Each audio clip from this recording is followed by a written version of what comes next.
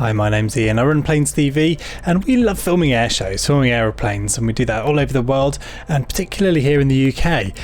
This weekend would have been the Eastbourne Airshow, Airbourne, down on the south coast of the UK. So lovely venue, south facing, so you do get a bit of sun behind aircraft, which is a bit frustrating from a video point of view. But over the last 10 years we've filmed some fantastic action at Airbourne, and since March I've been doing live streams every Saturday, or pre-recorded live streams, basically highlights of shows that we've been to over the years. We've tried to do that every weekend during what's been a particularly weird period for everyone, and we're all missing our aviation action, so hopefully some replacement for that. So this is Airbourne, 10 years of material. I've picked the very best bits. We'll kick off in a minute with an evening display by a glider. This is over the sea, so you might be wondering where he releases, and you'll find out soon.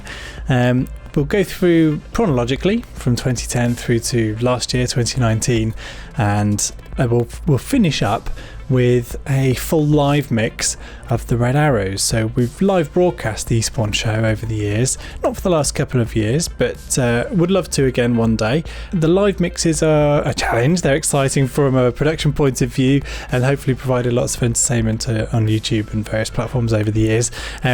Most of what you'll see here are shorter segments, so edited segments, keeping it fairly snappy and action-packed for you today. But I thought we might as well have one full display, and what better than the Red Arrows. So let's get on with the flying action, shall we? We'll kick off with Guy Westgate flying the glider, as I say, over the sea. So where's he going to release? You have a guess.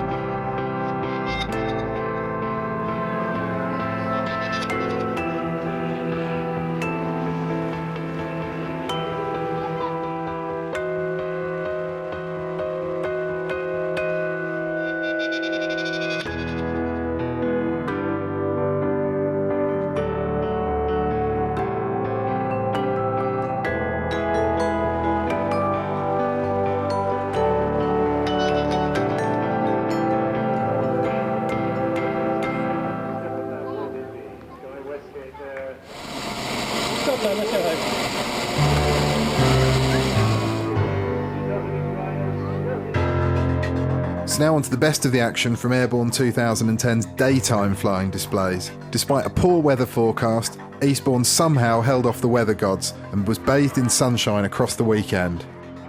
First up then, it's the Gnat pair.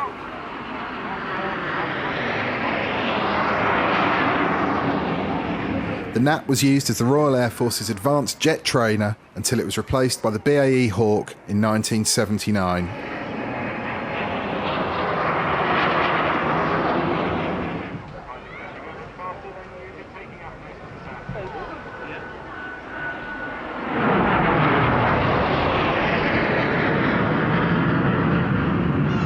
It was the chosen aircraft of display teams such as the Yellow Jacks, and then most famously, the Royal Air Force aerobatic team, the Red Arrows.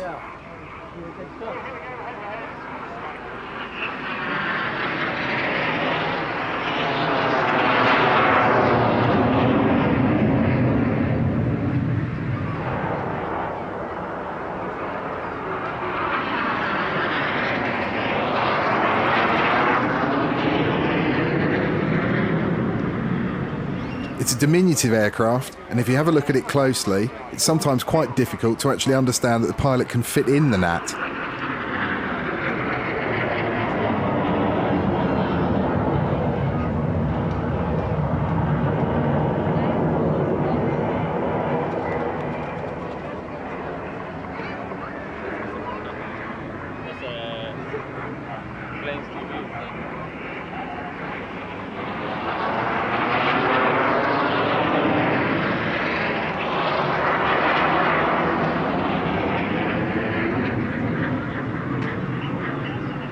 It's not actually easy to fit it all in, but here we see the Gnat pair completing their display with a heart manoeuvre, a trademark of the Royal Air Force Red Arrows.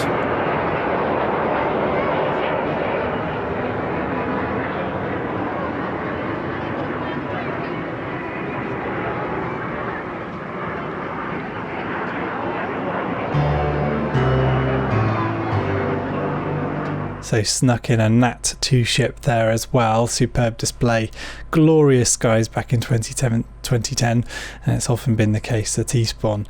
And Guy Westgate, of course, in the glider, not releasing over the sea. That would be a terrible idea, almost as bad as attaching fireworks to your wingtips. Let's carry on with a bit of 2010 action then. The show at Eastbourne has always attracted good foreign participation, particularly from the Belgian Air Force, and that's their F-16.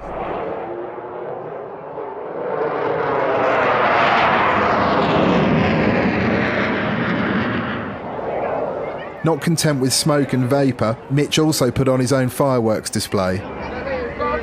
Those are flares. They look fantastic at air shows, but in combat operations would be used to deter heat-seeking missiles.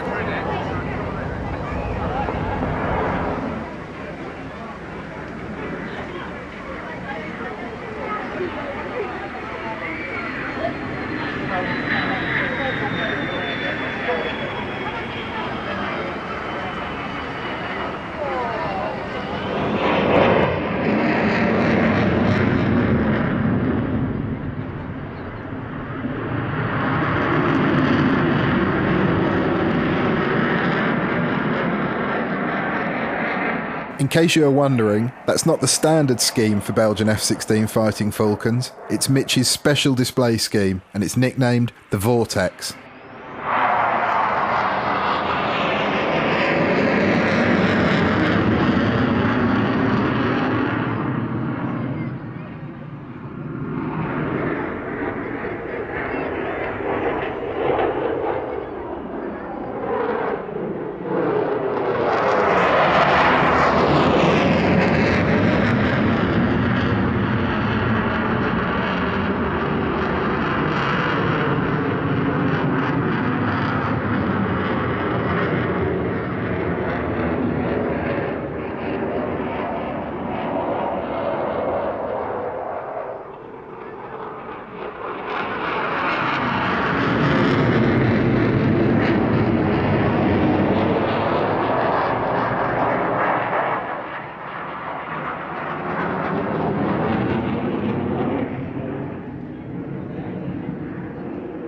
No runway at Eastbourne, obviously, but that's gear down, a wave goodbye, and a stunning low departure over Beachy Head.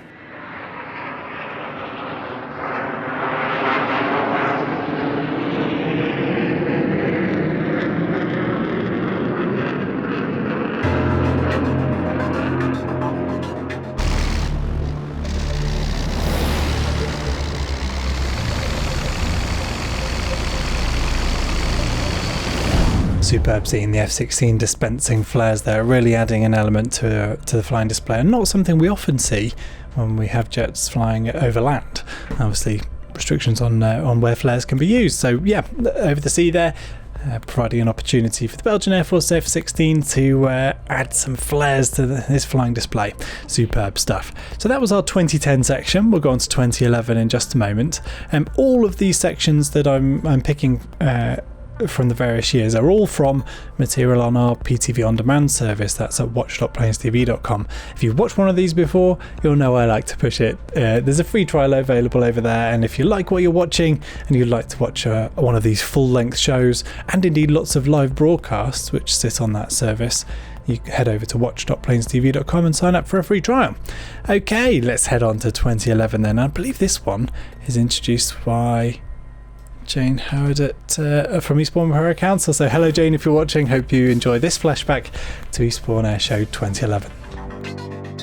Hi, I'm Jane Howard from Eastbourne Borough Council, and we run the Airbourne event, and we've just finished Airbourne 2011, which has been a super 4 days of amazing flying.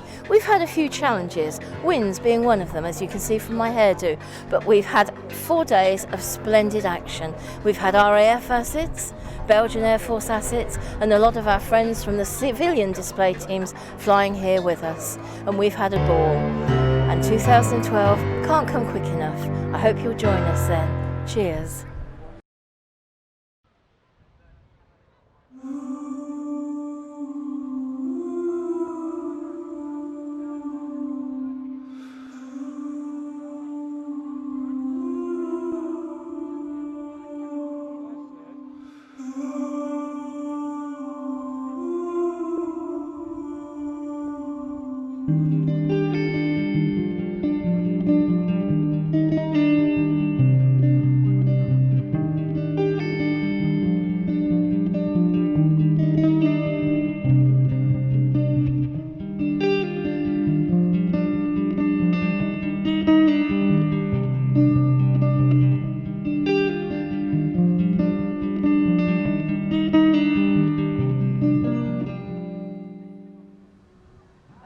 Boys and girls, mums and dads, give a big cheer for the 2011 Blades Display Team.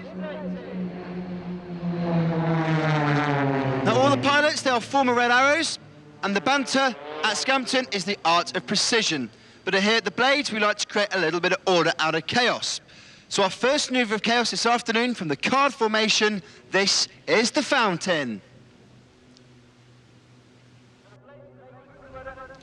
Now Blade 4 is going to be upside down at the back as they fly along the Eastbourne seafront. Everyone else is pulling in a boot full of rudder. There is only one word for this. It is called crazy.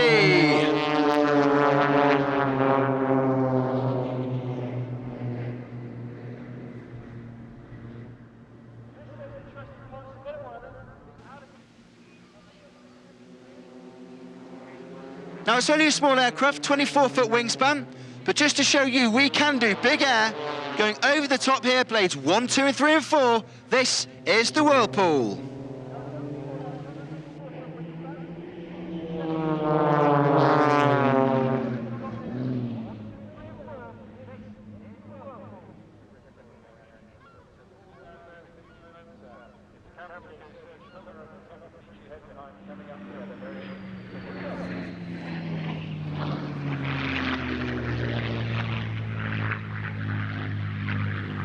So here come now, throttles full out, Mitch just cruising. He'll sound very quiet at first, but you wait till he lights his afterburner.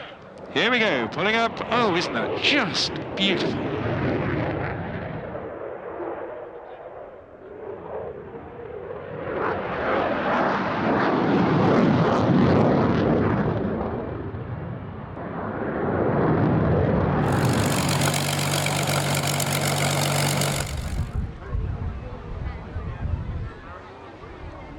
Delightful aircraft, the P-40 Kitty Hawk. Ray Hanna used to say about this after the Spitfire, I think this aircraft is my favourite. Very difficult for Peter, because of course he's got this, he's got a Spitfire, a Hurricane, and a Mustang as well. A difficult choice.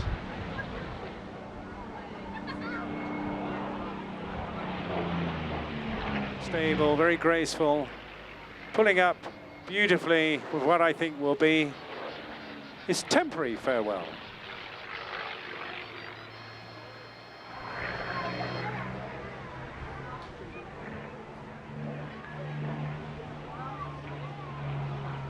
For those of you that are aficionados of unique photographs of what we call dissimilar formations, then you're going to see something very special now.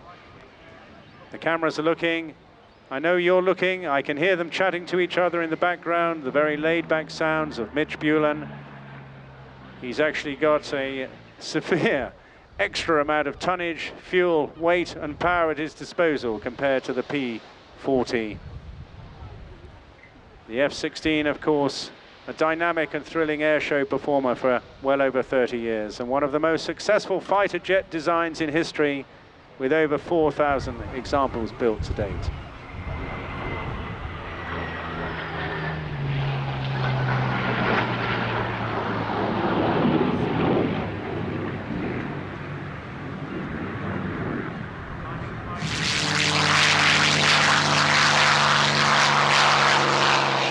Well, here we go, back on stage now, an absolutely wonderful aircraft, the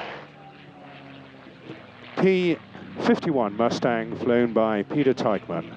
A truly wonderful aircraft, and a favourite of many, many a Warbird pilots. It's widely accepted that the RAF had 4 legendary fighters during World War II, and the Hangar 11 collection, run by Peter up at Northfield, has got all 4 of these.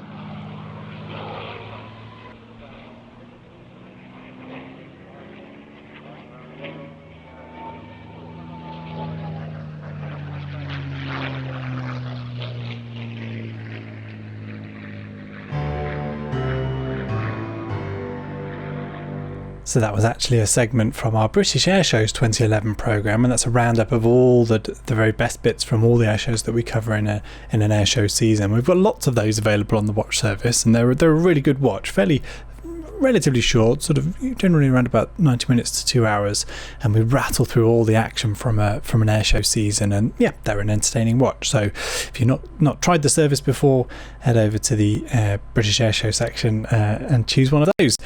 You'll also have seen some little clips of the aircraft taking off. That's from Shoreham, relatively nearby to Eastbourne, and that's where lots of the aircraft generally base out from. Hopefully that explains that. So that was 2011. On to 2012 now, or not. We didn't manage to get to Eastbourne in 2012. That's because the Eastbourne International Airshow coincided with the Russian Air Force 100th anniversary. So we didn't manage it down to Eastbourne, but we did manage it to Moscow. I thought we might to excuse ourselves and to provide a bit of an idea of the other sort of material that we record and is available on the watch service, on the PTV On Demand service. I thought I'd show you the introduction to our Russian Air Force 100th anniversary programme, which you can, as I say, watch on watch.plainstv.com. Let's take a look. Day 2, Saturday, was VIP day, with heavy security relaxed somewhat after President Putin had left, and Day 3, Sunday, was shoulder to shoulder for a massive crowd. In all, the event welcomed 300,000 enthusiastic people, many from outside Russia, and Air Force commanders from over 80 countries. The organisation on airshow days was exemplary, with everyone being brought in by a fleet of 180 buses. Plains TV cameras attended on all 3 days, recording from crowdside and airside on the opposite side of the runway. Our programme generally follows the sequence on airshow days and sometimes repeats set pieces and movements as viewed from the airside camera. Here is a 60-second cavalcade of the action coming up.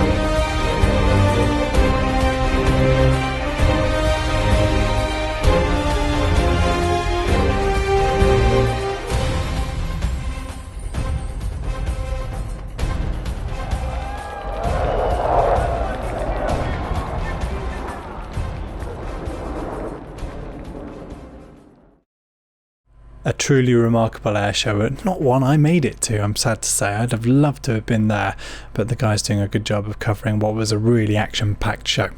Let's get back to Eastbourne, shall we? On to 2013. We're kicking off here with a really interesting display. It's the Red Bull Matadors, but in the guise of 2 aircraft from the Disney Planes movie.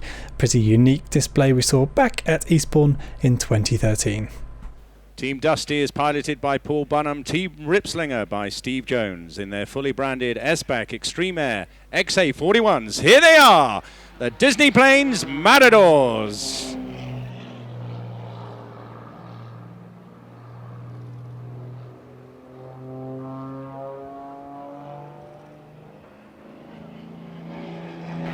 Yes, it's fast, it's furious, it's fun. Look out for the slide-off when Dusty and Ripslinger are wingtip to wingtip, sliding sideways as they turn the tightest of corners upside down. Look out for the inside-outside loop when Dusty tries to keep a watchful eye on Ripslinger by flying upside down around a loop while Ripslinger is sneakily close at hand.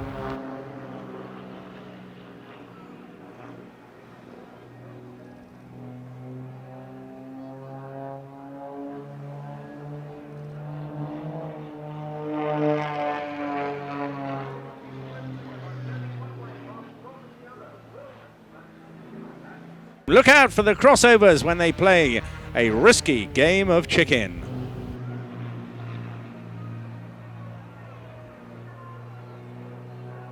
Oh, and as they go into the cloud, now look, here is the first slide off.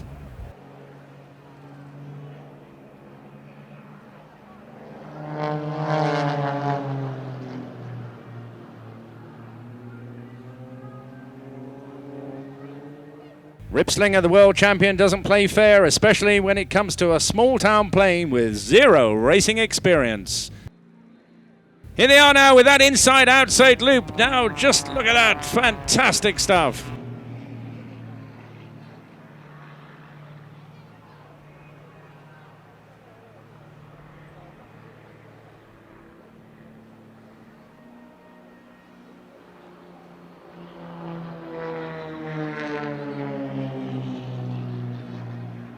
Here we go now, coming up to the top of the loop. Will they try another slide off? Let's take a look. Yes, they're going for it. And my word, yeah, Dusty's really holding him off.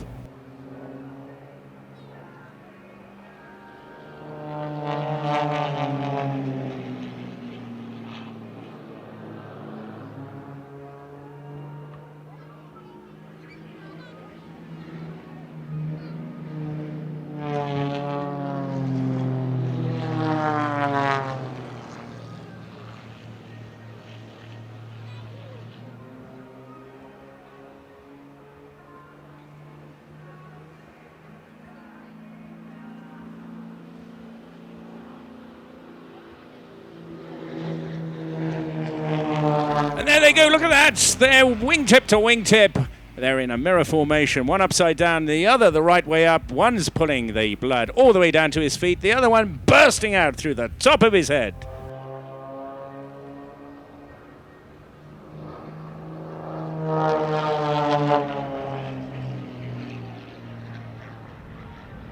Still inverted there. He goes the right way up now. Dusty really showing dust in the face of Ripslinger.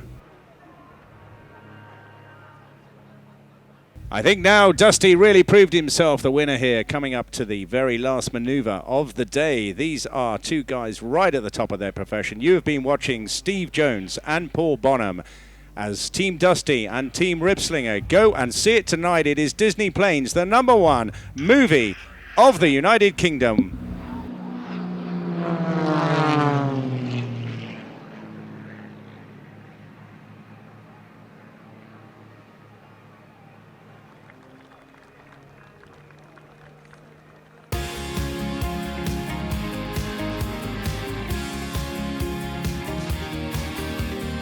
Right now, look to the right because you're going to see something altogether completely different. More serene from a bygone age of the 1940s. From the Amicale des Avions Anciens d'Albert, please welcome the Flamand display team.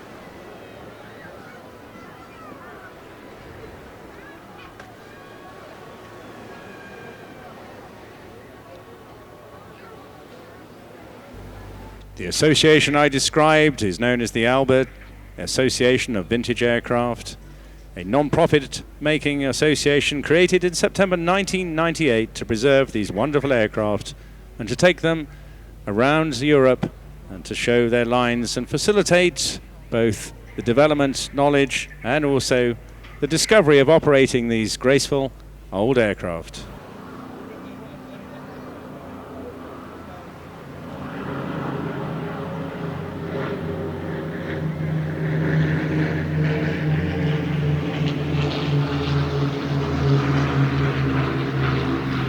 Design work started on a twin-engine light transport back in 1946 with what was then referred to as the MD-303, a development of an earlier 8-seat communications aircraft.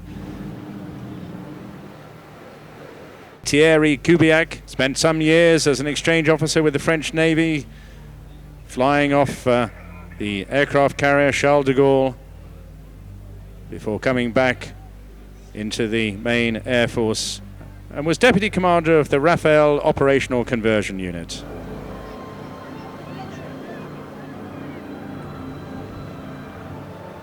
Stand by now as these beautiful aircraft will break right in front of you. And there we go.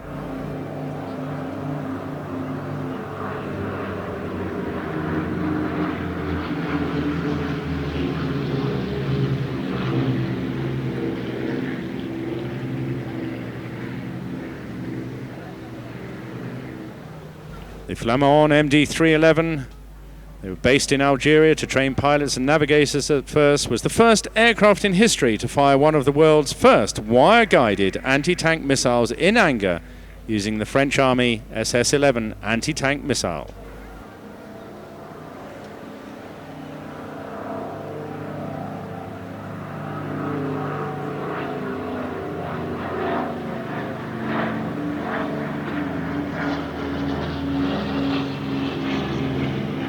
Claude's now leading these aircraft in a very graceful tail chase formation. They'll climb graceful turns to the left and right, lovely big wing overs, showing off all the lines of these delightful aircraft.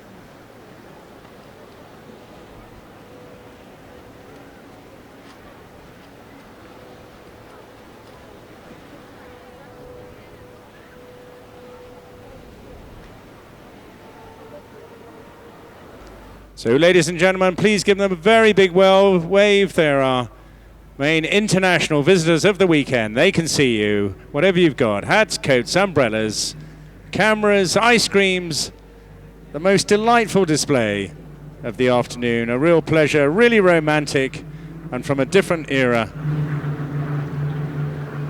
Tremendous enthusiasm and dedication from these two great pilots in two terrific aircraft.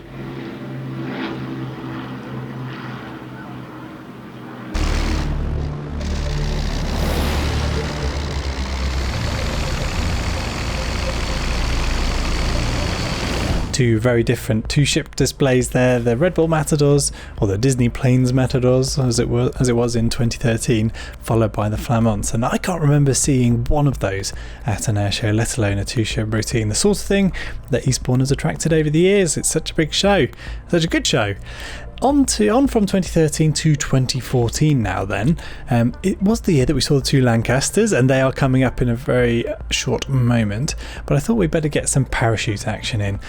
The Tigers have been a regular sight at Eastbourne, but this is the Royal Navy Raiders, and look out for the helmet camera views jumping into a very picturesque Eastbourne. Bright blue skies is what we like to see on Airshow Day.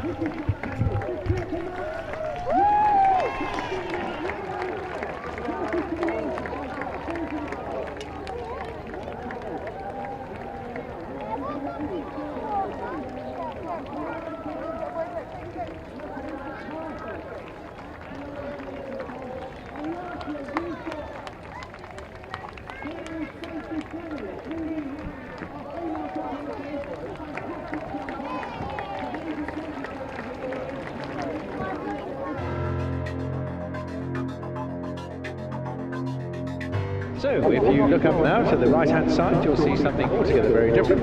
It's a Mark 7 Lynx helicopter from the Army Air Corps 671 Squadron based at Middle Wallop, in the hands of Warrant Officer Class 1 Mick Kildee and Captain Neil Postumus.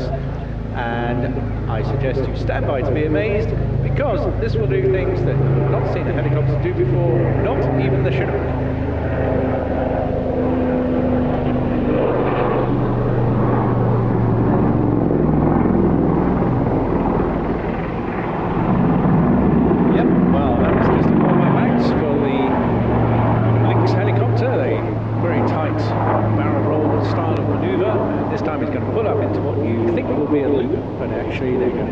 Big fixed wing guys do, and just as it comes over the top there, they're going to roll it through 180.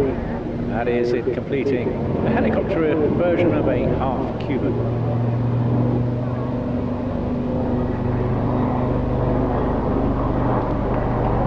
Now they're rolling into a tight 270-degree eagle roll here. Repositioning maneuver for all helicopter pilots, and as they go out on the axis, this is what we call the V axis, the one going straight up there. We're going to pull up into now a standard loop. It is for real, it's slightly correcting off there for the wind.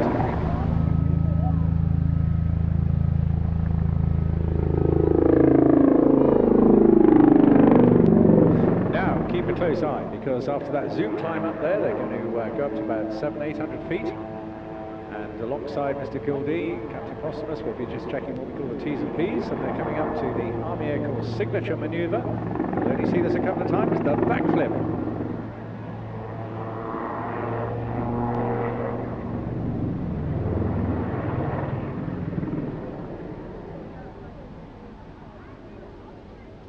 So manoeuvring tightly round now, you can just see how agile this helicopter is. Of course, could be armed. It will frequently be seen with a crewman with a GPMG during the Gulf War and was involved with tow missiles. Of course, all that attack work now being undertaken by the fleet of Apache helicopters.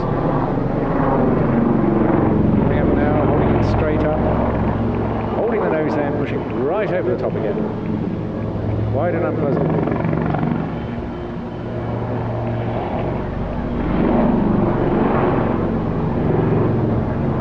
Northern Ireland in Operation Banner, many years involved with patrols and insertions of troops. The Lynx again just ideal for that. You may still see Lynx flying around UK with wheels on, they're the Mark 9 Alpha. But all the aircraft will start to be replaced next year.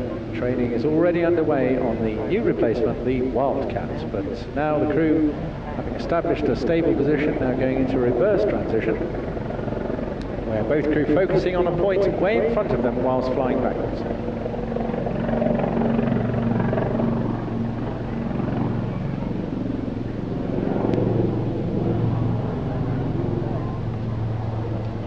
Quite tricky thing to do, as very easy for the tail to break away if it's not controlled properly. Now going at 180, reverse that now to the left. Crew will just be settling down on the controls, checking that the aircraft is stable, and all the T's and P's are correct. Stand by now, the last backflip for today.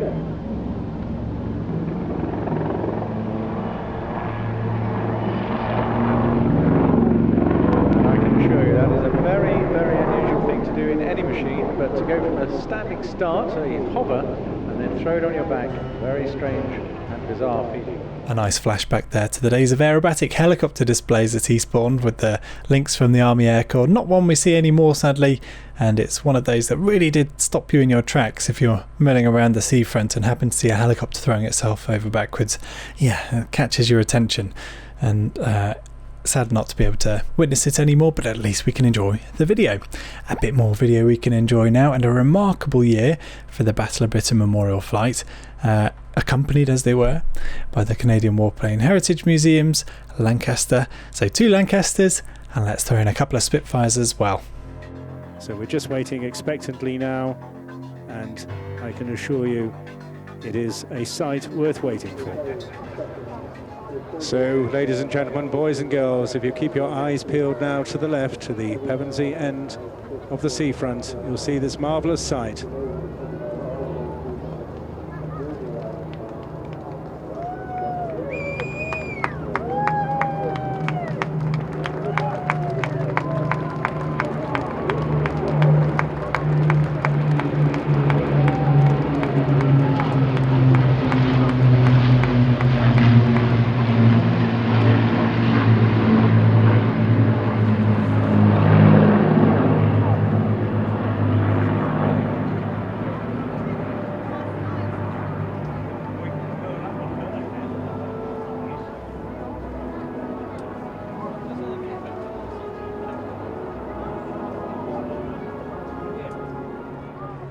Quite a sight now as the formation splits into 2 pairs, Spitfires and Lancasters. You'll get an opportunity to see each pair uniquely in their own formation.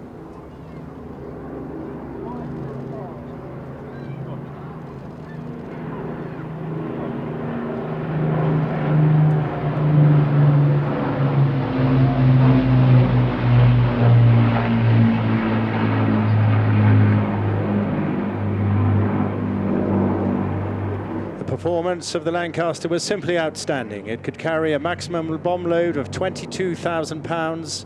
Its maximum level cruise speed at 15,000 feet with a full load was 270 miles an hour and could routinely cruise at altitudes above 20,000 feet at a range speed of 200 miles an hour.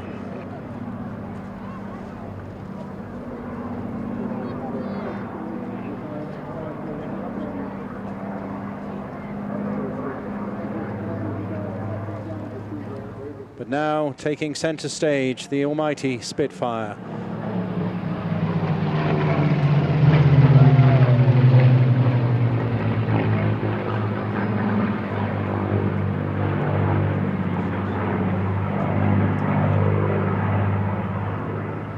Distinguishing lines there of the clipped Mark 16's wings, but nonetheless the original shape and size of that wonderful elliptical wing was without doubt the battle winner in so many respects to scoring success in the Battle of Britain.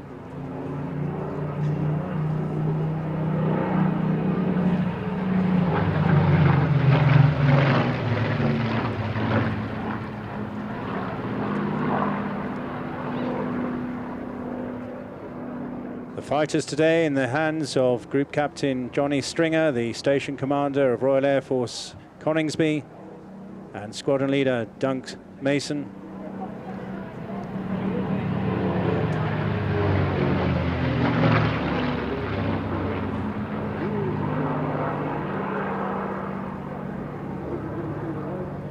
The fighters will shortly break off and give an opportunity now to show off the Lancaster's mighty presence as we see this unique formation. Very blessed here at Airbourne in 2014 to see such a remarkable collection.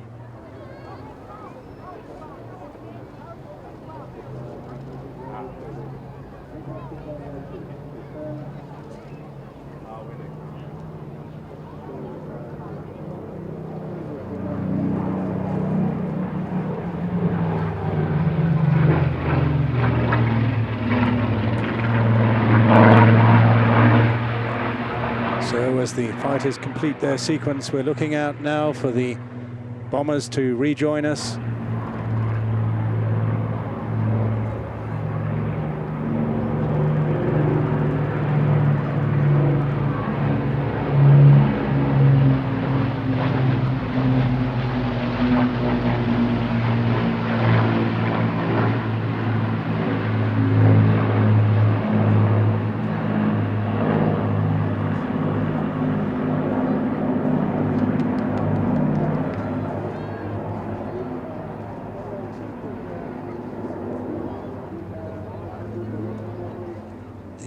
Battle of Britain Lancaster in the hands today of Flight Lieutenant Roger Nichols and Flight Lieutenant Seb Davey.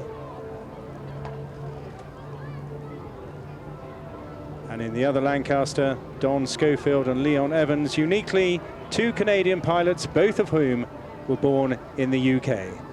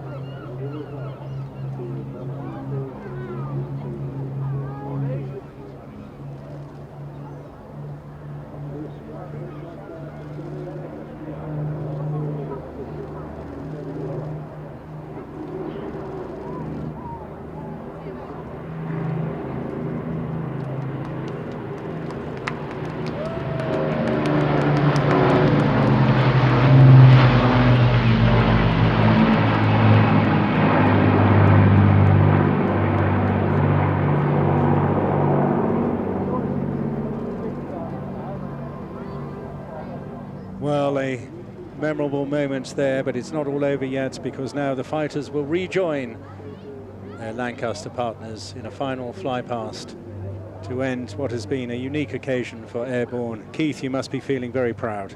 Oh, very much so. In fact, I'm having a hard time keeping my emotions under check right now. Yes, very much so. It is extraordinary, particularly along these shores where so many crippled aeroplanes and crippled crews were fighting their way back to Blighty, to a safe landing. And here now the fighters rejoining them, and an opportunity to remember the 2,353 airmen who flew in the Battle of Britain. 574 of them were not even British. The average age of a fighter pilot was just 22, and the average life expectancy of a Spitfire pilot just 4 weeks. Ladies and gentlemen, I'm sure you will show your appreciation to the crews as they fly past.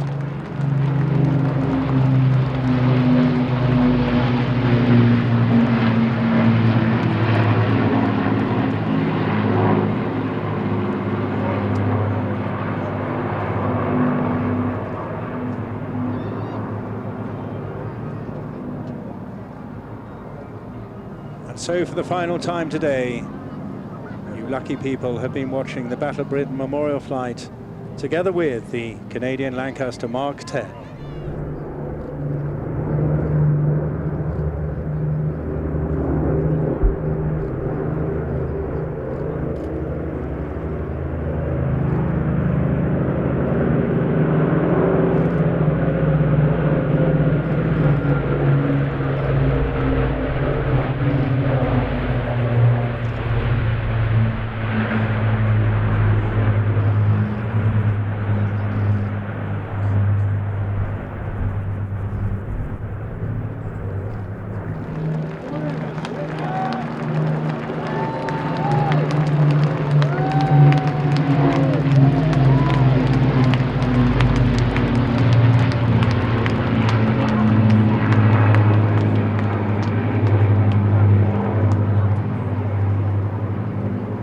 Gorgeous sight of the two Lancasters there, and of course the gorgeous sound as well, something I'd love to witness again in the future, and who knows, maybe again soon.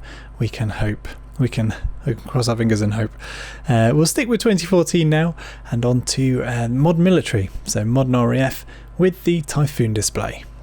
This is the RAF's latest combat aircraft, and over the next few minutes Noel will be showing it off and performing an intricate display.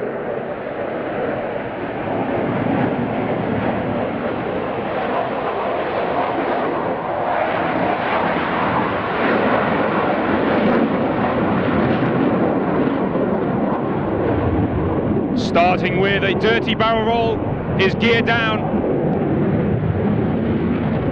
but with over 200 computers on board the aircraft, all the limitations are taken care of, and Noel can literally just fly the aircraft, and it's carefree handling. A half Cuban there, and Noel rolling inverted for the inverted pass. At the end of this, he will be pushing up into a negative 3G inverted half Cuban. Negative 3, with all the blood rushing to his head now. This is one of the most uncomfortable manoeuvres of the whole display. Hitting about 2,200 feet to the top of that, and about 200 knots. He'll soon be accelerating down the backside of the manoeuvre, coming past us for the high-speed pass. Now he'll be travelling at about 690 miles an hour. That's just under the speed of sound and about as legally fast as he's allowed to fly over the UK.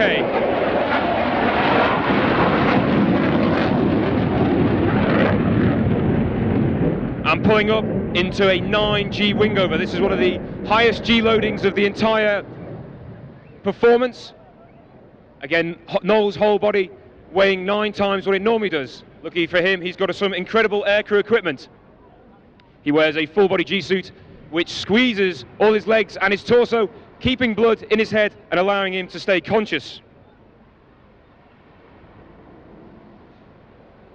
Noel's Typhoon now with a ground speed of around 129 miles per hour. That's about the speed you'd expect from a light aircraft, not an aircraft weighing over 16 tons. Give him a big wave, ladies and gentlemen.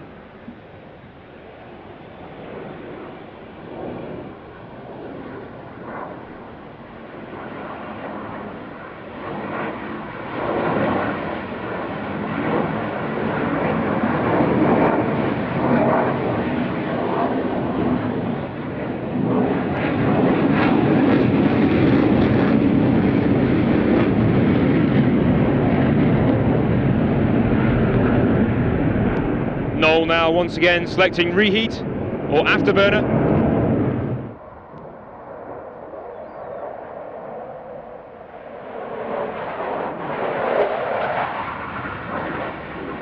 An outside turn there, another negative 3G manoeuvre. And if you can see any pilots in the crowd, you'll probably see them all wincing as they watch that. Now the primary role of the Typhoon is round-the-clock protection of UK airspace. And as I speak, there are crews sitting ready to scramble at a moment's notice to get airborne and protect UK skies.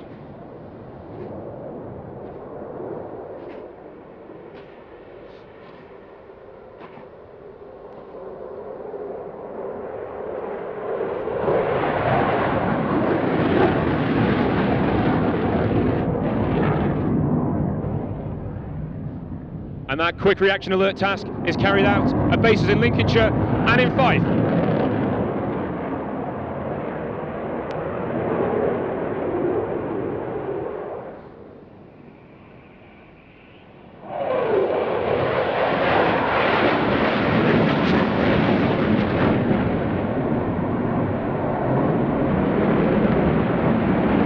And Noel now performing a minimum radius turn. He's turning the aircraft through 360 degrees in about 300 feet diameter turning circle.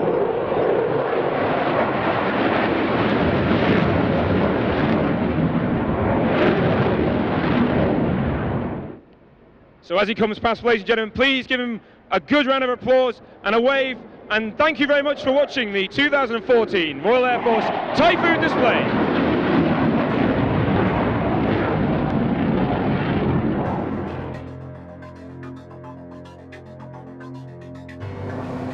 So with atmospheric music in the background there on this incredibly stormy day.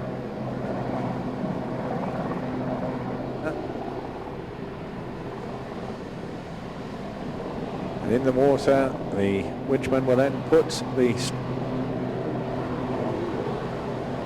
and get them safely inside the cabin.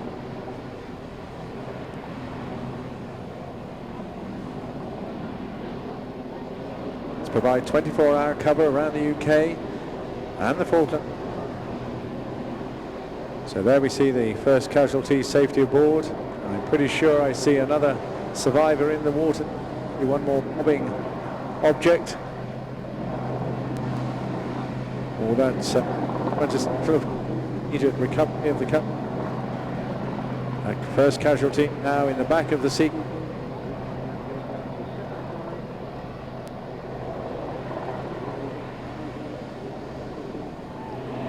And this time he's got to do it all over again.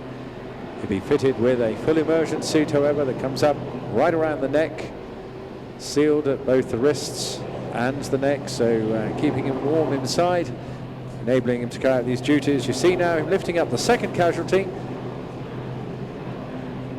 The strop secured underneath the shoulders of the survivor.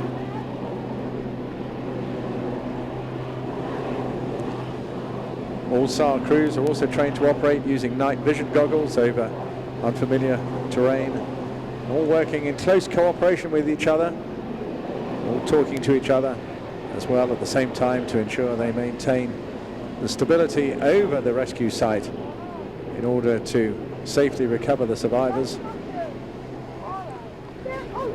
They're now following the little rescue rib, but at the same time, of course, they'll be radioing ahead and talking to the medical and rescue services to decide where is the best location, perhaps the nearest hospital, to take the casualties. You never know when you might need these guys, particularly if I'm sure there are a lot of sailors out there amongst you here today. But of course the ability to do these rescues and recoveries is very much an operational need as well. When pilots are shot down in enemy territory, very essential that they are recovered as soon as possible, and it's all part of the package that is provided.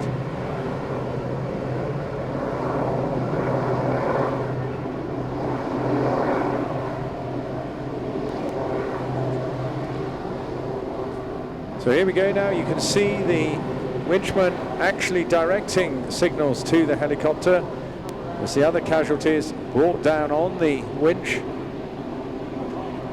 They're hauled in by their feet, stability, both the speeds being matched between the boat and the helicopter. They'll have direct communications between them as well.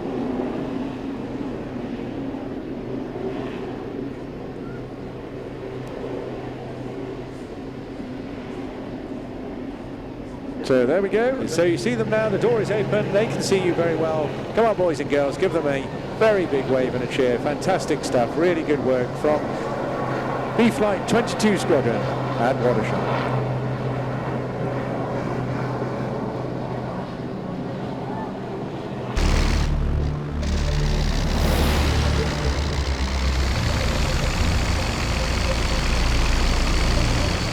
Eastbourne, of course, a fitting venue for a display like that. The Sea King combining with the lifeboat to put on a SE rescue demonstration, and I thought it was very nice of the Sea King to bring its own maritime conditions. A bit of a squall running through there, but no match for our Sea King. We'll move on to 2015 now. You might have seen during the Lancaster two-ship earlier a few shots recorded from Beachy Head, and it's always nice to throw a camera up there if we've got one available. Throw a camera up there. It's a little more complicated than that, but if we've got a spare camera guy to head up to Beachy Head with a fairly long lens, you can get some pretty dramatic stuff. Exhibit number 2 then is the Vulcan running in here for its final appearance at Eastbourne. The site of Beachy Head, the cliffs at Beachy Head, making for a dramatic foreground. When she lands for the last time, sometime in October this year, there will never ever be another flying Vulcan. And interestingly, there will never be another all-British 4-jet aeroplane flying, because she represents the last of that. So what can I say but welcome to the very last flying season of an aeroplane that represents the very best imaginative, thinking out of the box virtues of aeronautical design and engineering. She, you could say, represents the very best of the great British people. She is the rock star of the aviation world. Avro Vulcan XH558.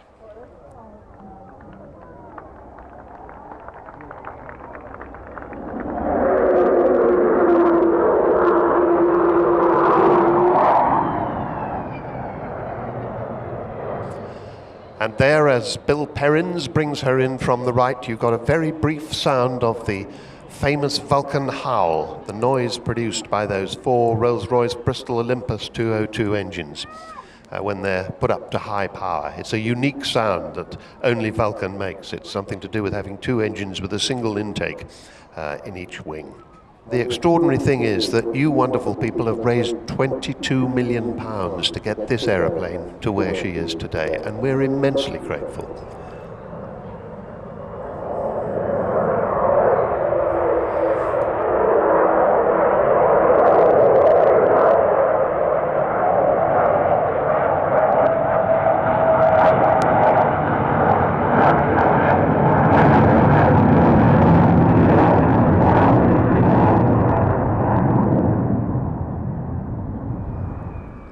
Here she is then with the landing gear down.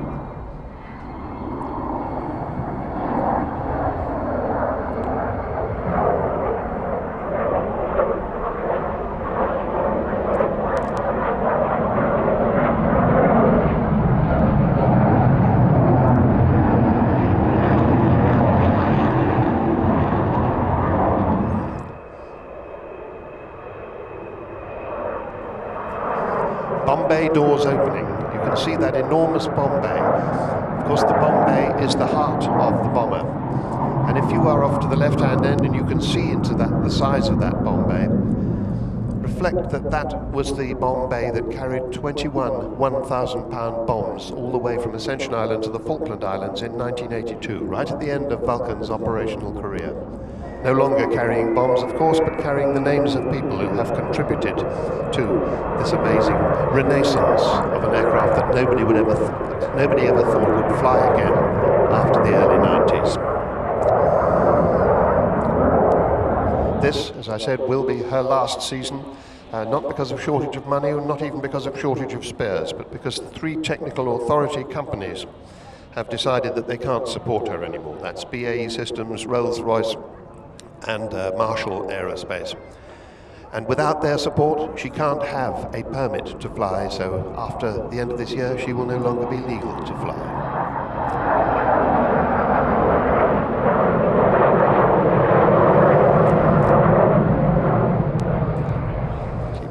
This khaki-painted, low-level conventional bomber, and it's an indication of how flexible this aeroplane was, that it was able to do that so easily.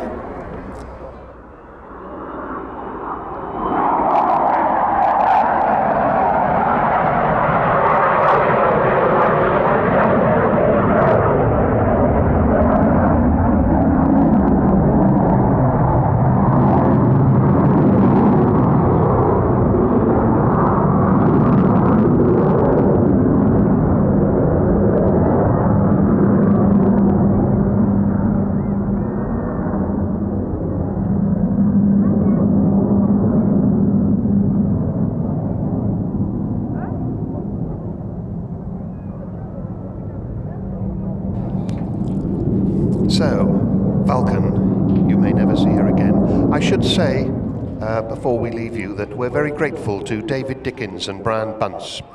Without them, Vulcan would not have been here today. We had to, of course, include the Vulcan, a real crowd puller back in the day when we still had the aircraft on the circuit. Another regular at Eastbourne, the Tigers parachute display team now, dropping into Eastbourne 2015. The last of our daytime displays now, from the Tigers parachute display team. So we're looking for some smoke now to be trailed from the aircraft. Here we go, 1, 2, 3. And there we go, we can see some guys now exiting the aircraft. They are now reaching speeds of 120 mile an hour. Here they go, they're all linked together, 3 of them. Are they going to deploy their canopies? That's what we're looking for. And they're all breaking apart now, getting their own piece of sky, getting a bit of, getting their own space as they start to deploy their canopies. And there they go. And that bottom guy there, is he going to deploy his canopy? He's getting lower and lower. There we go, safely deployed. That was very low, that was impressive. That made me worry, that did. We should hopefully see a free stack linked together, landing safely in the arena. If you look to the furthest canopies away, there's 2 of them now nicely linked together. Okay, and you just saw the first guy land safely in the water there. The lifeboats are going over to collect him. Okay, the next guy coming in, setting up. I'm trying to guess where he's going to land. Is he going to be on the beach or the sea? Where do we reckon? I think he's going to be on the beach. So here he comes, making these last few turns over the crowd line. Everyone give him a wave. Let's have some clapping and cheering. Let's give him some encouragement. Can he hit the cross? Oh, unfortunately, he's just over shy. There we go, safely down on the beach. Next guy coming in there then with the Union canopy. Lovely, and he's just managed to tip the edge of the cross there. Massive round of applause for him there. Next guy coming in. I think he's going to be landing in the top end there. Is he going to be in the water? Oh, and there he goes, nicely splashed. Okay, let's have some clapping and cheering for the guys there then. I believe the guy piloting that stack is Corporal Frank Millerick, the team leader of the team. So he is concentrating very hard. He's looking down, he's assessing the winds. He's got to get this right. The other 2 guys that are underneath him, they are linked and their fate is in his hands. They can't steer that stack. The guy on top is the one with all the controls. So as he goes there, he's just turning, he's losing his height, setting up, staying in just the right place. We've got a guy just behind him. He's got a camera on his head and he's filming them so that they can have a good debrief afterwards, look at what went good, what went wrong, and they'll talk about that afterwards. Plus it looks good on YouTube. So here they come now then, with the smoke trailing, with the Princess of Wales's Royal Regiment flag there trailing. What a beautiful spectacle that is. Okay, so they're going to start thinking now about their final approach. They're going to start making their way downwind. Let's have some clapping and cheering, guys. Let's give them some encouragement. If you clap and cheer loud enough, they can hear you. Come on, let's have some clapping and cheering. Let's get some noise going. There we go. Let's encourage those guys. They're risking life and limb just for your pleasure. Here they go now. They're going to make their last final turn. And we're going to see a free stack for the first time ever landed in the sea at the Eastbourne Airshow. Here they go, making their last final approach. He's turning it round. The lifeboat's there, getting ready to collect them. Got the cameraman nice and close behind them, making sure everything's fine and safe. And here they come. They're going to split at the last safe moment. There we go, the bomb guy's dropped off. It's going to flare now, land into the water. There he goes. Let's have some clapping and cheering. Let's get some encouragement for the guys. And the last two there split nicely, landing safely in the water. There we go. Nice, safe display. The guys have done a brilliant job.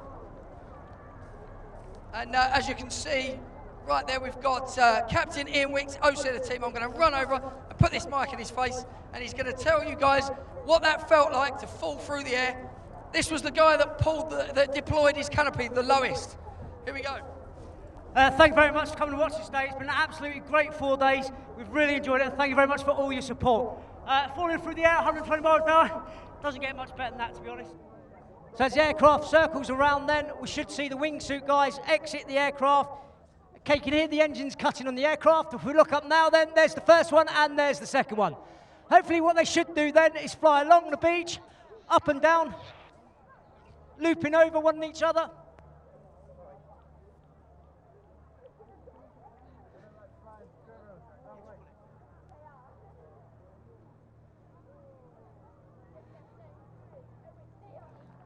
Let's give him a big round of applause, and ladies and gentlemen, he can hear you. We have Corporal Frank Millerick.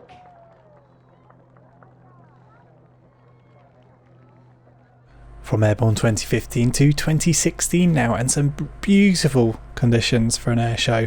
Bright blue skies and another crowd favourite, the Breitling Wingwalkers.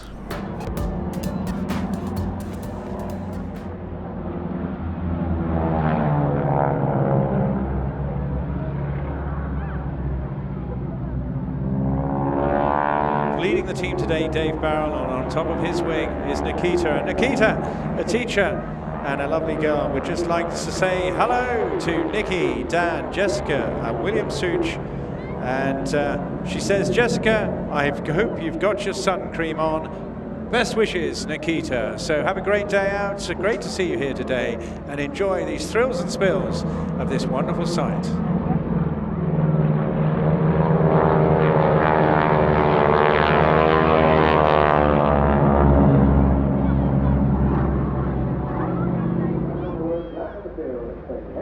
Boys would pitch up in the Midwest, wherever they would go, they'd land on a road, land in a field and say, hey girls, do you want to come flying? And here they are with uppity up-ups and downs.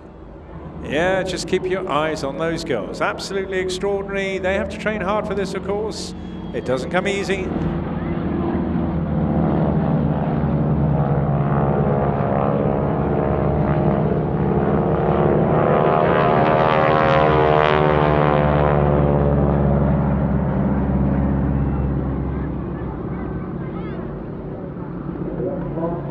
So keep your eyes now, actually lying on their sides. Look at that, don't they look just outstanding?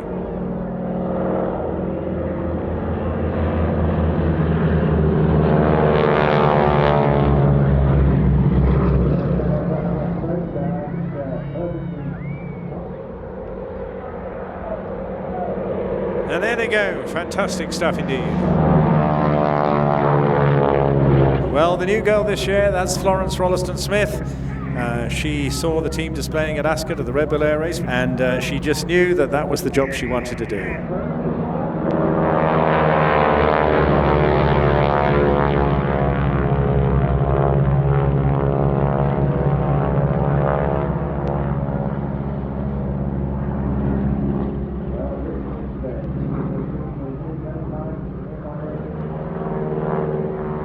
All the time the pilots working in close harmony as the girls watch each other to ensure that they stay in close coordination as well with the various maneuvers they're doing on. And do remember, it's really hard to move your limbs around when you're faced with such strong wind in your face.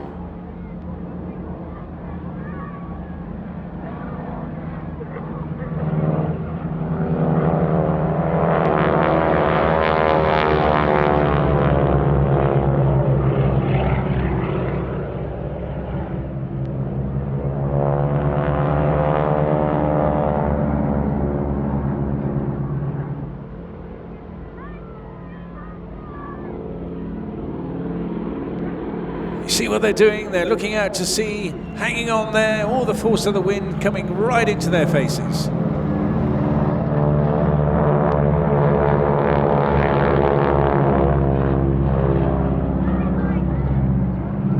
This, the final manoeuvre, hopefully they do one more flyby, but if you can see them, do give those girls a wave. They're doing the most amazing job. Look at that, they've got both the arms and a leg up as well. Absolutely extraordinary, worthy of an Olympic medal.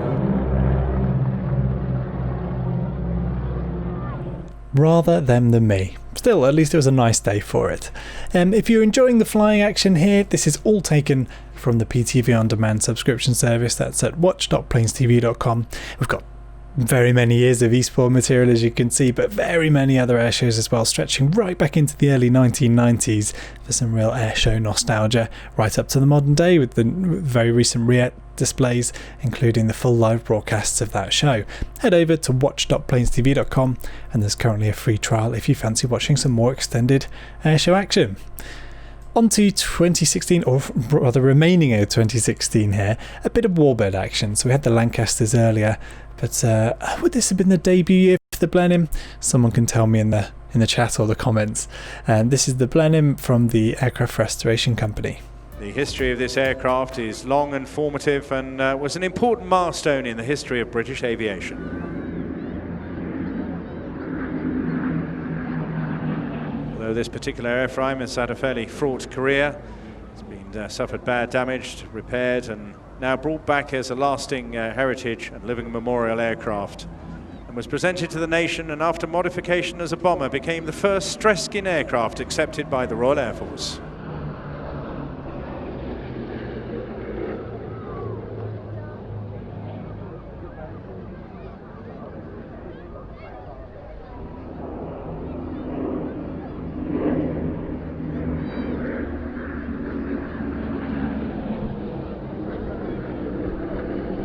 Eventually being pressed into a variety of different roles that it was not originally designed for, such as a long-range fighter and a night fighter, it really became the first multi-role aircraft.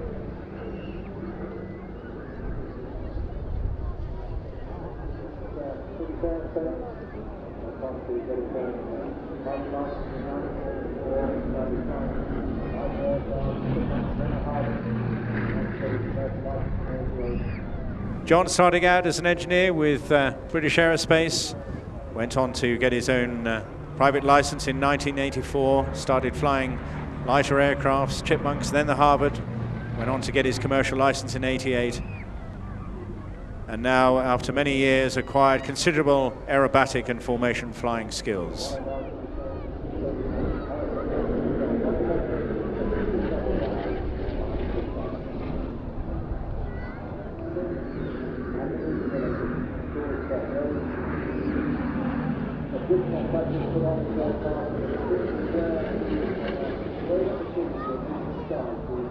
All the pilots of these wonderful aircraft, of course, doing their very best to show off every single angle, surface, shape, and maneuverability.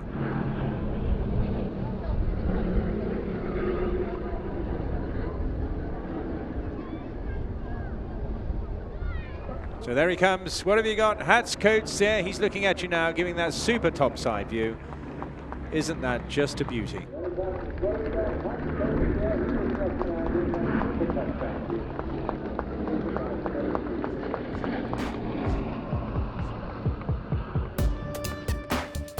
my great pleasure to introduce you today Paul and Wilmot, who's going to tell you all about Team Raven. Good afternoon.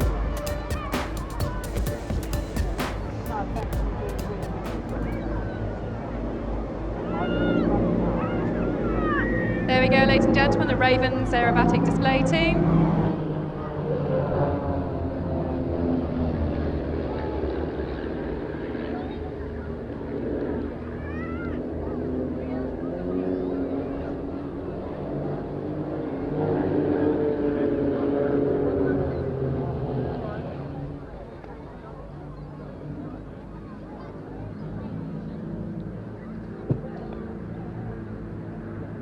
Here we have the underside pass.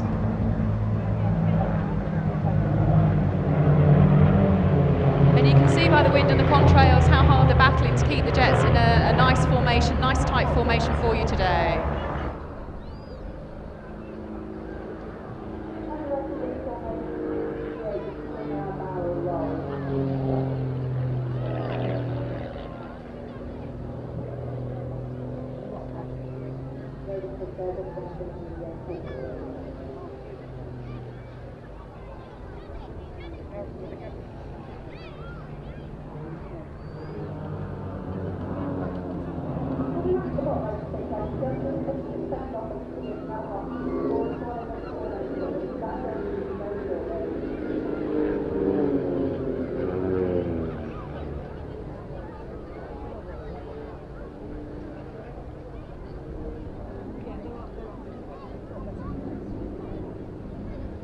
And that's Raven 2 now racing to catch up, twizzling around the formation. This is quite hard for him because he's got to hold it quite tight, doing nice big loops there, but has to keep up with the team. This is called the box with Cyclone. Cheer him on, ladies and gentlemen. Raven 2, let's make sure he keeps up with the whole team.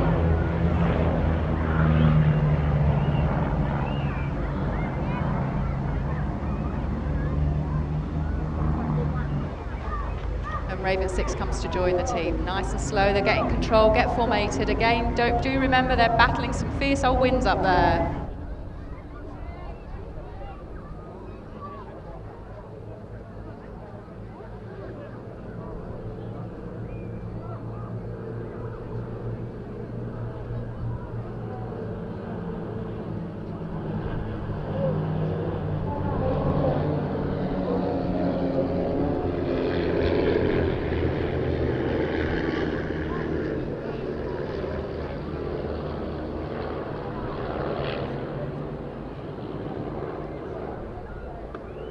They'll just be going around now. The next formation is a beautiful shot. This is known as the bomb burst, and they will just get positioned for that. Again, a beautiful photographic moment. Look at that, ladies and gentlemen. Lovely. Raven 4 and 5 now coming into the half Cuban.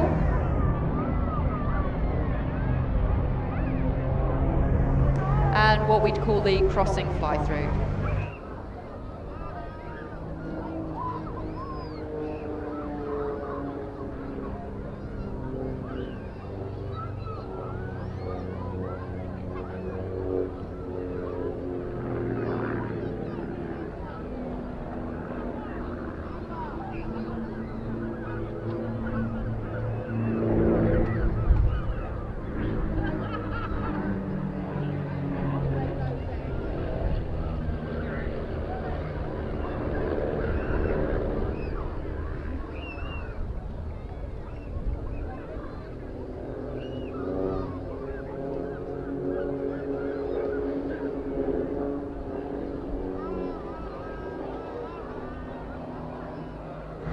There the guys working really, really hard to keep the distances nice and neat.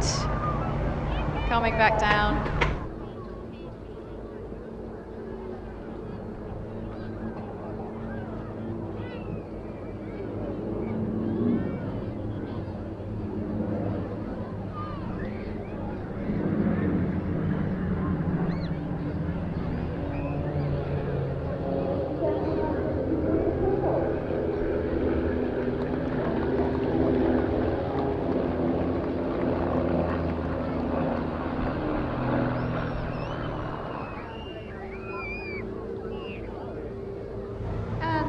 manoeuvre this afternoon.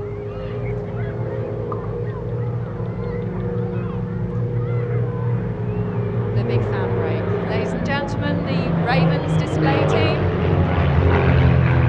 And you can catch them next at Rill in a couple of weekends' time before they head off to Guernsey and Jersey for the display season there. Ladies and gentlemen, thank you very, very much for your support this afternoon.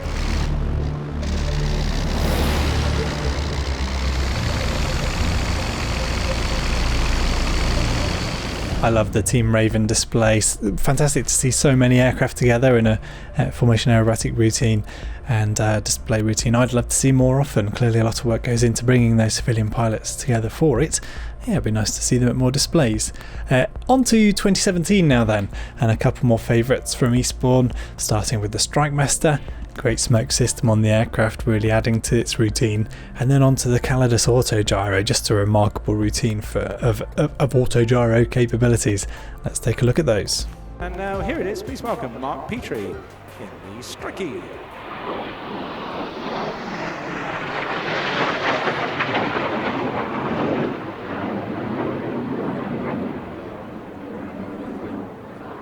What you're seeing is the top end performance of the JPs. It's a combat derivative of the Mark V, and it had considerable export success all over the world and was successfully flown in combat, including the Omani-Yemeni wars. It was imported by Mark, who's flying it today, in 2004 from Oman, and it retains this beautiful and immaculate grey training colour scheme from its service there. It's actually the youngest of all the strike markers ever produced, and is now well into, I think it's about its 30th birthday by now. I'll have to check the figures on that.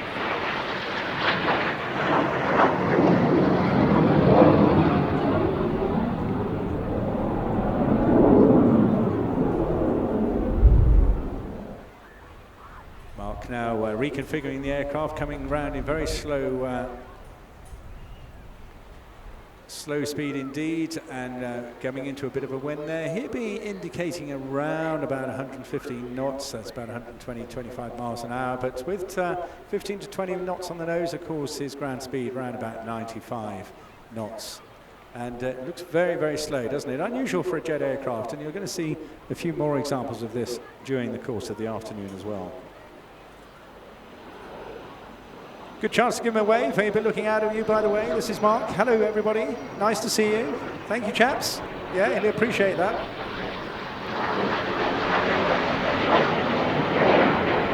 It's a bit lonely in the cockpit, you know. I do a bit of displaying myself, and you often wonder whether anyone's actually listening and watching. It's really hard. Of course, we talk to them every night and tell them what a great job they've been doing, but it's really nice when they look out the cockpit to know that you're listening in and enjoying the show as well. So do keep it up in the afternoon.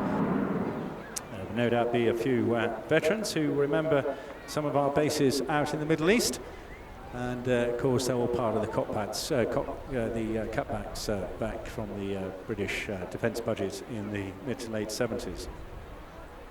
Also served at Seeb, and then was grounded and used as an instructional airframe, along with 4 other Strikemasters.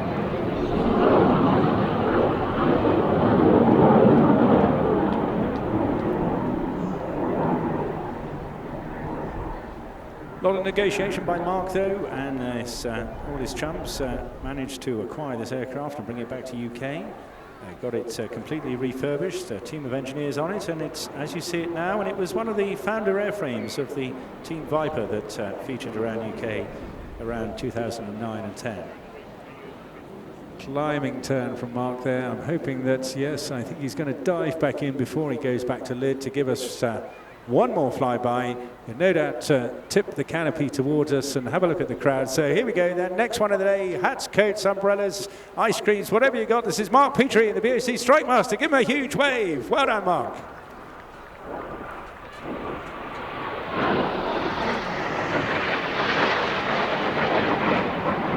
Yeah, brilliant. I think he enjoyed that.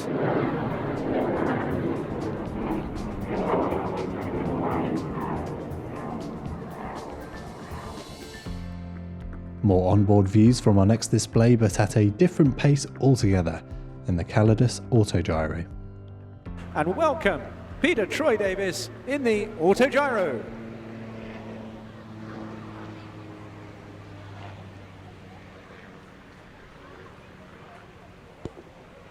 Now here's another guy who loves flying and loves entertaining you. He's going to come up close and personal as well. And this display has been formulated to be fun, exciting, exhilarating, but of course also safe and something very, very different in the air as well. The essence of the display, because this one is allowed to come in a little bit nearer, being a rotary aircraft, is to get in as close as he can and to show you inside the cockpit, and you can see that really clearly every time he goes by. Hugely maneuverable aircraft, but due to their low speed and low energy, the Autogyro is clear to display much closer and a little bit lower to you than all the other aircraft. He displays at all the major air shows around the country, and you can see this is quite a zippy one in terms of it's a sort of more of a high performance Autogyro this, and all goes back to a fellow called Juan de Thierva, who was instrumental in developing these aircraft. And you can see that the power comes from the little engine propeller, which is on the back of the Autogyro. That is what drives it through the air, and then as it goes through the air turns the rotor above. So you've got to get it moving forward before you can start operating it as a helicopter, if you get my gist. Yeah, it sounds a little bit strange. It's not like any other machine, but once it's moving, it does fly like most other machines, except of course you can do it in a much, much smaller area.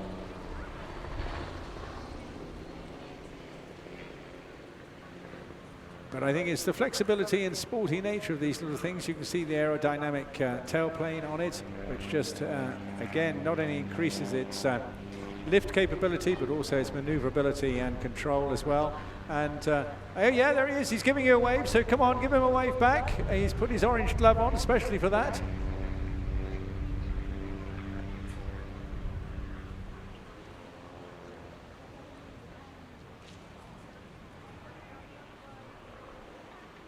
So if the engine were to stop at any stage, or we decided to get in somewhere neat, it goes into what we call auto rotation, but right now he's doing a little bit of crazy flying. That's no problem at all, because it's well within his capability. But in auto rotation, as I mentioned, it just continues to fly. The top rotor would continue to spin as the air went through it, and the rear propeller would of course stop. Right now he's using all axes of the controls, cross-controlling a little bit as well, pushing the rudders left and right and the stick left and right and up and down as well.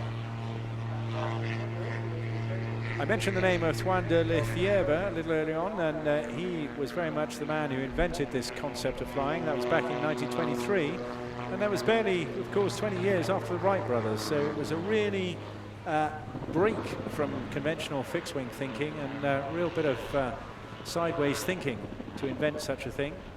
And the Autogyro name was the trade name for Thierva's make of aircraft, but they're known as gyrocopters, gyroplanes, autogyros, or just gyros, but very much the first rotary wing aircraft to fly successfully under full control. He's slowing down a little bit now to give you a wave and a look as well. You've been watching Peter Troy Davis in the Autogyro. Yep, come on, there he is, giving you a huge wave. He can see you, you can see him. Well done, Peter. See you again tomorrow. I think he's definitely earned himself a cup of tea there. Cup of tea. Good idea, George. We would have gone on to 2018 now. We've just seen 2017. 2018 was the Royal Air Force's 100th anniversary. That meant lots of work for us, Planes TV. We had lots of commitments at shows, including React in July, which meant edit work in August, which meant we weren't able to get down to Eastbourne in 2018, sadly. We will in a moment show a full display to bring our look back to Eastbourne over the years, a full Red Arrows display, so there's that to look forward to in just a few minutes time. But I thought we'd show some of the material we did shoot at Eastbourne in 2019. No commentary with this, but some nice sound regardless. This is the Ultimate Warbird display team.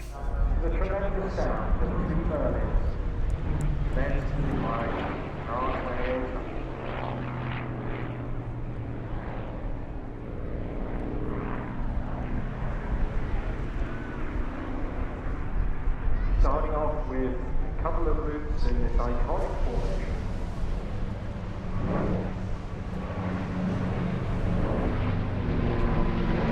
There you hear hear that incredible roar out of that R2800 Pratt & Whitney engine, leading 3 different Merlins. A huge collection right at the front there, a P47 Thunderbolt with John Gowdy, alongside a P51 with Richard Grace on board, a high altitude escort and formidable ground attack.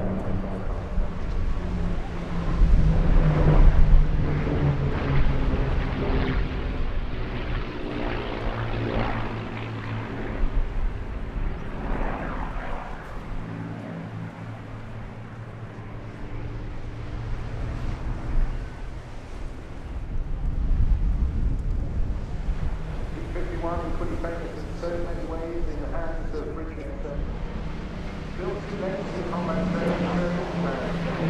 Second World War, one being one of the last Mustangs constructed at the North American Aviation's Dallas plant.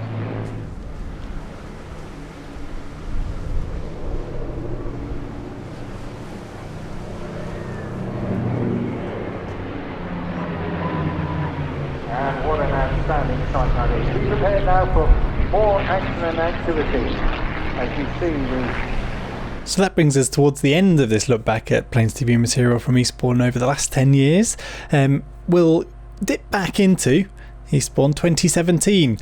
We've seen beautiful conditions at Eastbourne over the years, bright blue skies, not quite so in 2019 there, but we'll dip back to 2017 for a full Red Arrows display, and do stick around to the end of this for a bit of nighttime display and then fireworks. I hope you've enjoyed what you've seen from the Plains TV archive of the Eastbourne show over the years. As I said at the top, this is all material from our PTV On Demand service, and that's available to view at watch.plainstv.com. If you head over there, August 2020 that I'm recording this, if you haven't head over there now, there is a free trial available. That's at watch.plainstv.com. So let's get back stuck in with the flying action, back to a full Red Arrow sequence from Eastbourne, or Airbourne, Eastbourne Airshow 2017. Please put your hands together as we welcome the Royal Air Force aerobatic team, the Red Arrows!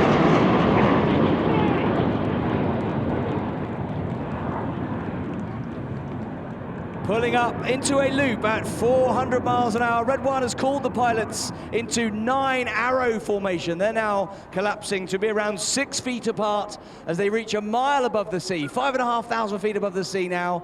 They're slowing down to about 150 miles an hour, but as they start accelerating, their noses go vertically downwards. They're up through 300 miles an hour already, back up to 400 as the G builds up in 9 arrow. Red One's going to twist 9 arrow, and he is squadron leader David Montenegro. It's his 3rd and final year as the team leader.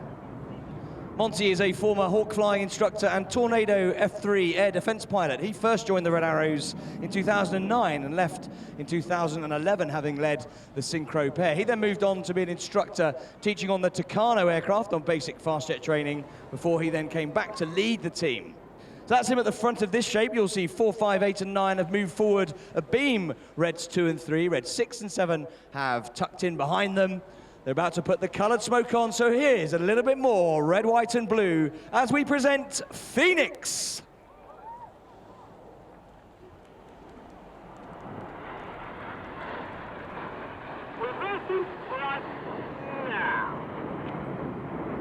On the leader's right wing is the first of our new pilots this year. He's Red 2, Flight Lieutenant Toby Keeley. He's a local boy, he's from Hailsham. He went to college here in Eastbourne, and he's a former Tornado GR4 pilot and Hawk flying instructor, but not this version of Hawk. He instructed on the Hawk T Mark II, the Royal Air Force's newest, most advanced training aircraft. So over to the right now, towards Beachy Head, you see the shape of an aircraft being formed, specifically a Spitfire. And we're going to fly the Spitfire roll. Rolling. Easy. Up. And roll. All 9 jets now going upside down at 2,500 feet at 400 miles an hour. That fantastic shape of the Spitfire there as they roll inverted. We've introduced the Spitfire roll this year to celebrate the 60th anniversary of the Royal Air Force's Battle of Britain memorial flight. The flight exists to commemorate all those who have lost their lives in service with the Royal Flying Corps or Royal Air Force since 1914. And their motto is "Lest we forget." That is the most important motto of any military unit. And we really must remember that, ladies and gentlemen.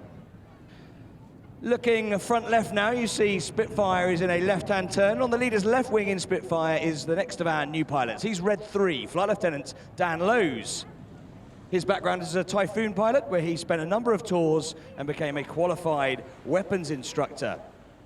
And now Dan would like to say a big happy 7th birthday to Ava Jackson. So happy birthday, Ava. Looking to the left now, we've got 7 smokes on. The coloured smoke for Reds 8 and 9 come on as they start to roll around the other 7 jets in Tornado. Red 1's about to make it even harder for these two as he enters a 3G left-hand turn. The coloured smoke switches over.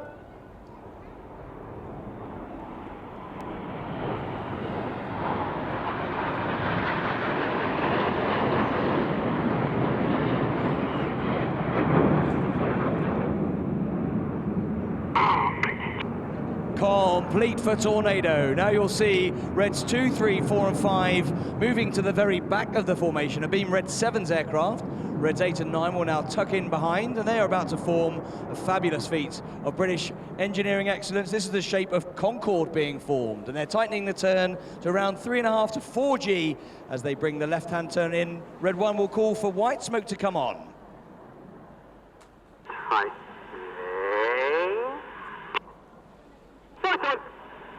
Tightening, squeezing to 4G. White smoke is on. This is Concorde.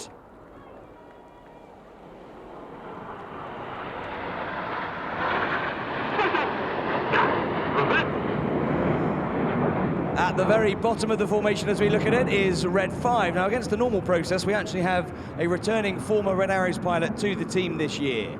Red 5 is Flight Lieutenant Chris Lyndon Smith. He is a former Tornado GR4 pilot and Hawk flying instructor.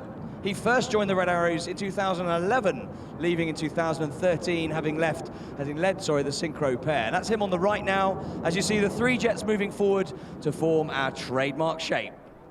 9 smokes are about to come on as we get ready to fly the Diamond Quarter Clover. Out. And calling. Up. Pulling up there at 400 miles an hour and 4G. Left. Now. Red 1 is now twisting this towards us to show us that brilliant Diamond 9 shape a mile above us in the sky. Now. And again, he twists it to present that Diamond 9 shape as they go vertically down the hill this time, with all 9 jets smoking white. Leveling off now around 500 feet. That signifies the end of the first part of this Red Arrows display, where so far you've seen 9 jets together performing close formation aerobatics. Well, now we're about to change the tempo of the routine as we split into smaller formations of between 2 and 7 aircraft for some much more dynamic performing. Looking front left, you'll see a big T-shape being formed. That is known as Dagger. At the front of Dagger are Reds 1 to 5, known as Enid, after Enid Blyton's famous 5. And at the back, Reds 6, 7, 8, and 9. They're collectively known as Jippo. Jippo was the nickname of the gentleman who first led the back 4 aircraft when the Red Arrows started flying 9-ship displays in 1968. So rolling out directly towards us. Enid at the top, Jippo at the bottom. Get your cameras ready. The white smoke is about to come on. We're about to start the second part of our display with the detonator. Enid, break, break, go. They fan out at the top. Now, keep your eyes on Jippo.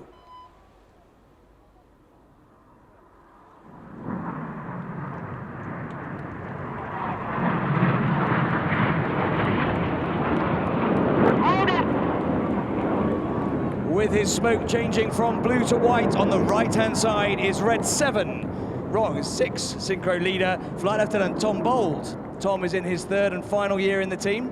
He is a former Tucano instructor and display pilot. He then moved on to fly the Typhoon operationally, where his duties was securing the skies of the UK and the Falkland Islands. So on the right, with the smoke on, Red 6, and with him is Red 8. Smoking on the left is Red 7. He is chased down by Red 9. 4 jets now down to 100 feet. Their closing speed is a staggering 820 miles per hour. Cameras ready. This is the Jippo Pass.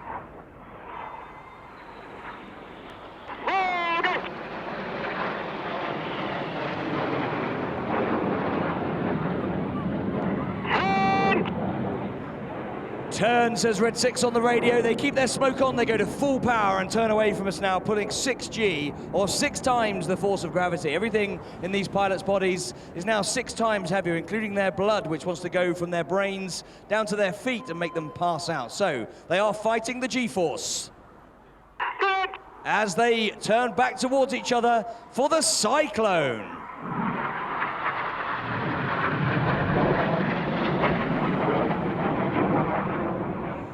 And now we'll see Synchro cross again in front of us in a maneuver we call the slingshot. But now you need to look to the right-hand side to find Enid. The white smoke is on, the wings of Enid drop down to form an inverted V-shape. Now, down towards the pier, here comes a lone jet from the left. This is Red 9.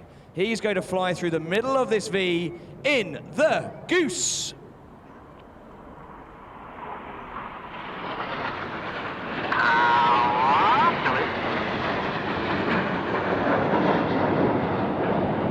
Climbing steeply to the right-hand side is Red 9, Flight Lieutenant Emmett Cox. Cox is a 3rd and final year pilot with the team. He's from New Zealand, but he moved to the UK in 2002 to join the Royal Air Force, becoming a Tornado pilot and Tucano flying instructor. Enid climbs steeply to the left, and now you need to look straight ahead to find the Synchro pair.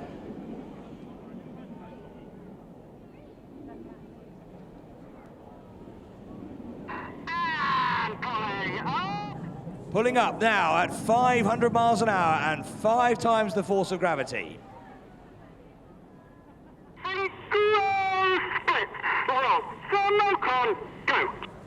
Now high in the sky, the white smoke is on. Synchro are drawing a huge heart in the sky above Eastbourne. Here they come vertically down the hill. Normally we would have Red 8 providing the spear, but with the airspace restrictions, he cannot manage that today. So Red 8 I'll talk about is Flight Lieutenant Mike Bowden.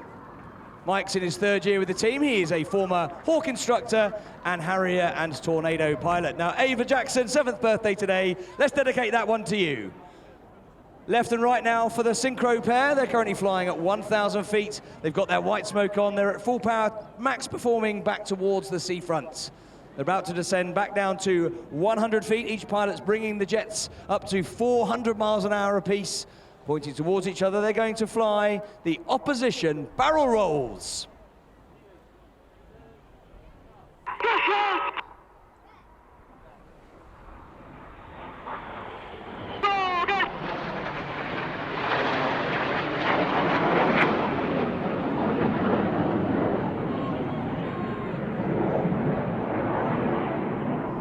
Now look over to the front left, 45 degrees, to find Enid. Enid, line astern. Enid, line astern goes as Red 1. The white smoke is on. They're dropping down now to be stacked top to bottom. Reds 1 to 5. You see them over on the left coming in with 5 headlights. Now. Red 1 enters a left-hand turn. The following pilots use their feet now to input a lot of rudder and swing the jets out like a pendulum in line astern.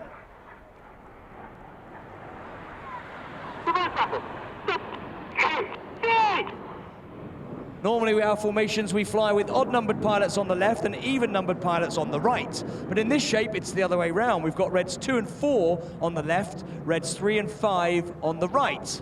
But they're about to switch back to their normal sides, so they're going to do this in the slalom. Now we've got them on their normal sides, 3 and 5 left, 2 and 4 right. Red 1's just called a touch of power, squeezing the throttle forward for more thrust from his Rolls-Royce Adore engine. He's just called tightening, squeezing to 4G now. Red on go, he said, so the pilots use their right thumbs to reach up and right, pressing the red smoke button as they present a formation called Battle. Now white on go, switching to white smoke.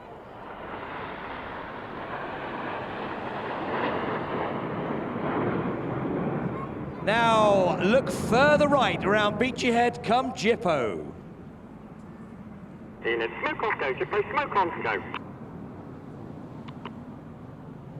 Jippo, go! This is the Hurricane. 7, roll, go! 6, roll, go!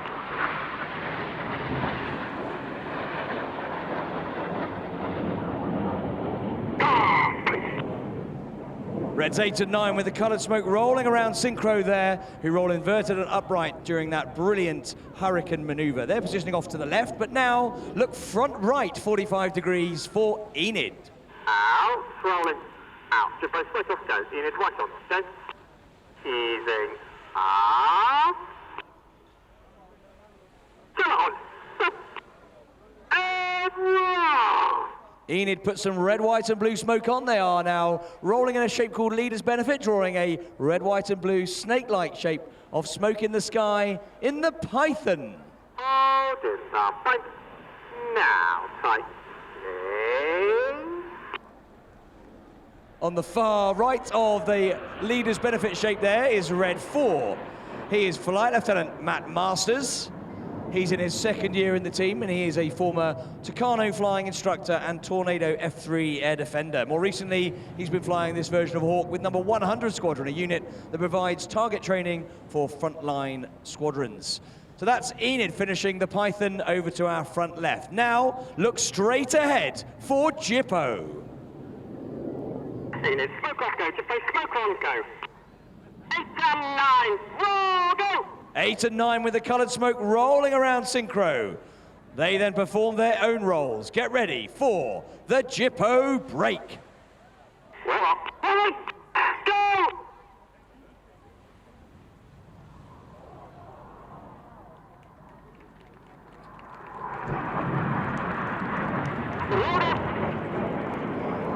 With his smoke changing from blue to white on the left-hand side is Red 7. He is Synchro number 2, Flight Lieutenant Cy Taylor.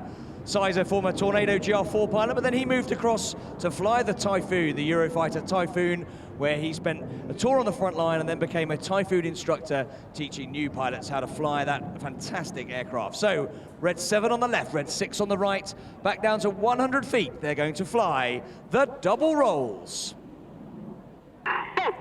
Pull goes as Red 6, coloured smoke, full power, 6G, now upside down at 300 feet, coming back down to 100 feet above the sea.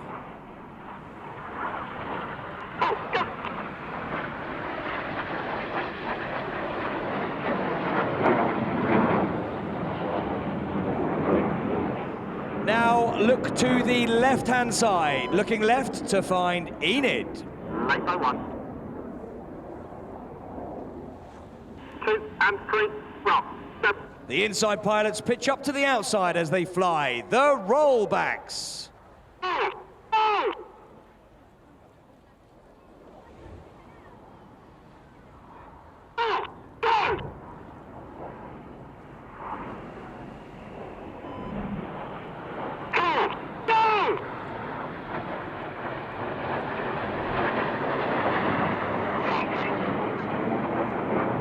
Enid finishing their colourful rollbacks to the right-hand side as they enter a left-hand turn. And now we look left and right again to find the Synchro pair and their final manoeuvre of this display. This time, Red 6 is left, Red 7 is right. Here they come with their white smoke on. They're closing at 800 miles per hour. They're going to cross 3 times in opposing 360-degree 6G turns. Here we go. This is the carousel.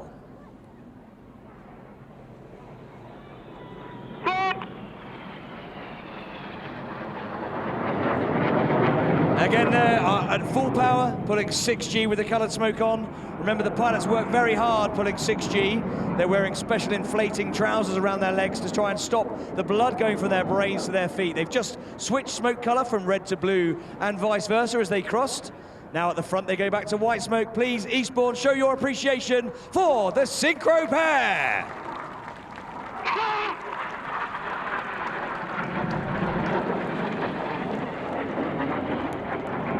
Now look straight ahead in the distance. Enid have been joined by Reds 8 and 9 for the display's finale. The white smoke has just come on. They are pointing directly towards us. One rolling, says Red 1. He puts his red smoke on. He is now drawing the mathematical symbol for infinity around the rest of the formation. This is the infinity break. You've been watching the Royal Air Force aerobatic team, the Red Arrows!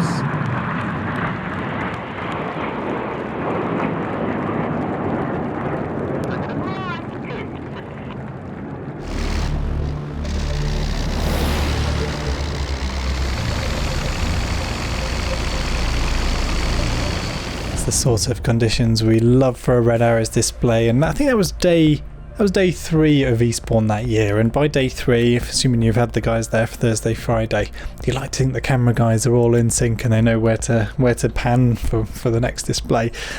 You be the judge of whether we managed that year. So that's it. That brings us to the end of this look back to our highlights of the Eastbourne Airshow over the years. I'm going to finish with where we started, way back at 2010, and a really nice evening sequence from the Spitfire. My name's Ian Campbell. I hope you've enjoyed this look back to the Planes TV archive of Eastbourne Air shows over the years. I'll see you again. I'm trying to do these every Saturday, so do subscribe here on Facebook or YouTube, and the very best way to keep informed about what Planes TV are up to and what we're up to is the email newsletter, which I send out and you can reply to. We can have a nice chat about airshows past and perhaps airshows future. There's a link in the description below for that. So, back to Eastbourne Airshow from 2010 for the evening display. I hope you've enjoyed what you've seen, and talk to you again soon.